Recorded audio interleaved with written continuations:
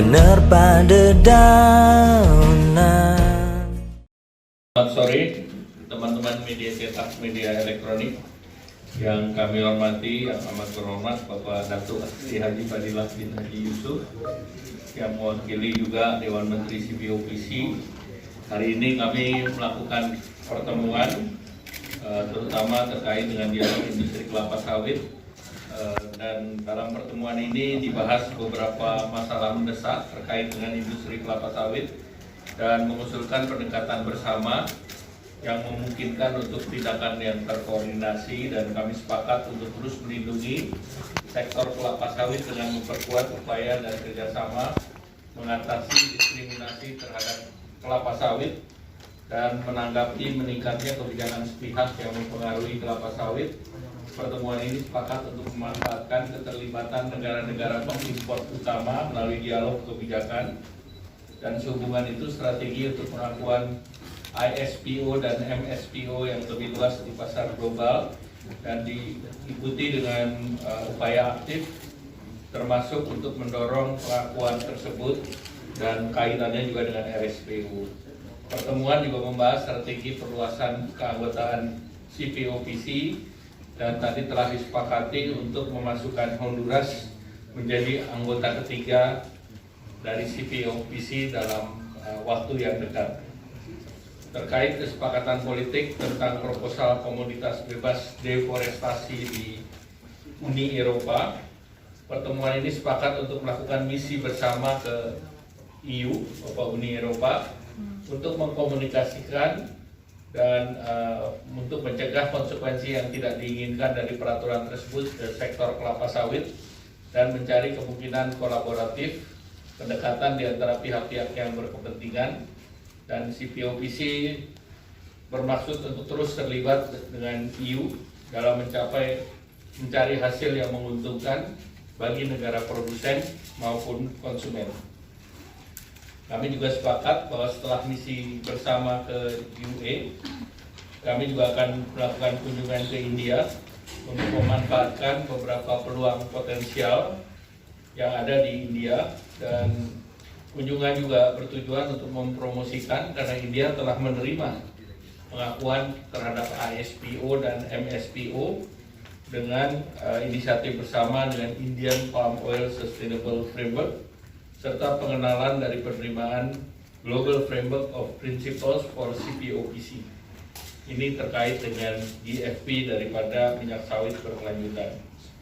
Pada kesempatan ini secara resmi juga tadi saya menyerahkan keketuaan CPOPC kepada yang amat berhormat Datuk Sri Fadilah bin Haji Yusuf sebagai Ketua Malaysia untuk periode tahun 2023.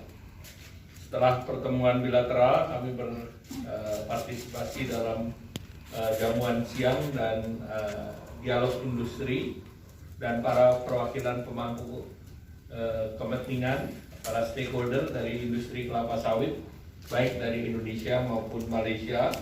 Dan dalam pertemuan tersebut, smallholder petani ini berharap bahwa CPOPC bisa memerankan peran lebih agar bisa membantu bahwa CPO itu menjadi salah satu program untuk pengentasan kemiskinan baik di Indonesia maupun di Malaysia, dan juga bahwa smallholder ini atau para petani juga akan didorong untuk mengikuti best practice dari ISPO maupun MSPO. Demikian yang ingin saya sampaikan. Maybe Your Excellency can add some. Thank you. Terima kasih Pak Langga yang telah memberi terima kasih Pak Langga yang telah memberi hasilan daripada mesyuarat kita tadi, dan pertama-tamanya saya mengucapkan selamat hari Pers Nasional kepada semua rakan-rakan media di Indonesia, sebenarnya sambutan Hari Pers di Indonesia hari ini. Dan saya tahu para media memainkan peranan yang aktif dalam memberi gambaran sebenar dan fakta yang sebenar dalam apa juga keadaan dan juga lapangan. Dan dengan penyerahan CPOPC untuk diketuai oleh Malaysia kali ini, Dan hasil perbincangan kita sudah pasti misi utama kita ialah untuk kita menyusun strategi dalam rangka misi bersama Malaysia dan Indonesia ke EU. Dan dalam misi tersebut kita merangkakan bukan saja dalam konteks saintifik, fakta, ekonomi, tapi juga dalam konteks sosial, di mana kita akan membawa bersama pekebun kecil wakil mereka untuk menyuarakan dan memberi pandangan. Dan matlamatnya ialah supaya kita dapat memberi maklumat sebenar kepada pihak European Union Parliament apakah sebenarnya kedudukan dan juga yang telah diamalkan di Malaysia dan juga Indonesia. Pertama sekali dalam mematuhi betapa pentingnya komitmen kedua-dua negara untuk menjaga alam sekitar.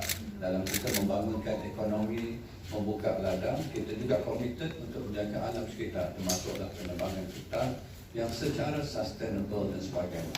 Pematuhan sedang kita usahakan, tapi ianya kenalah berdasarkan kepada sesuatu yang lebih adil dan saksama, serta yang lebih, orang mengatakan, memahami keadaan kita di kedua-dua negara. Latar belakang kita yang pelbagai, strategi kita yang pelbagai, bukan saja untuk industri, untuk peladangan, tapi pada masa sama memperjuangkan hak pekebun-pekebun kecil untuk mengangkat mereka supaya keluar daripada garis kemiskinan. Itu salah satu strategi yang kita nak kenalkan dan sebagainya.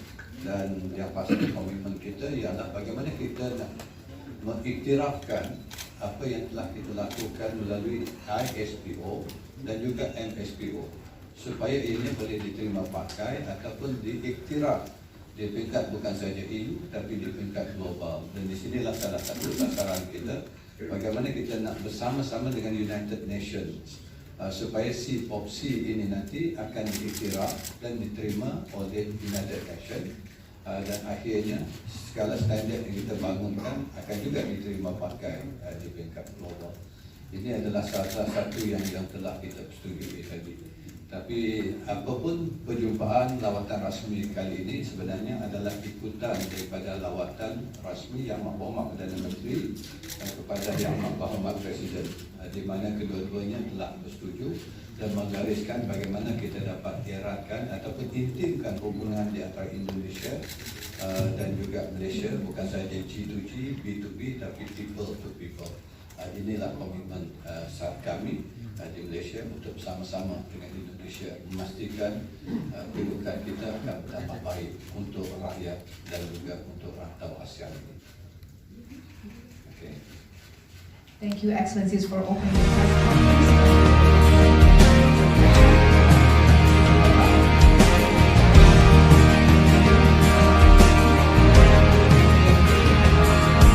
Angin berhembus menerpa dedaunan.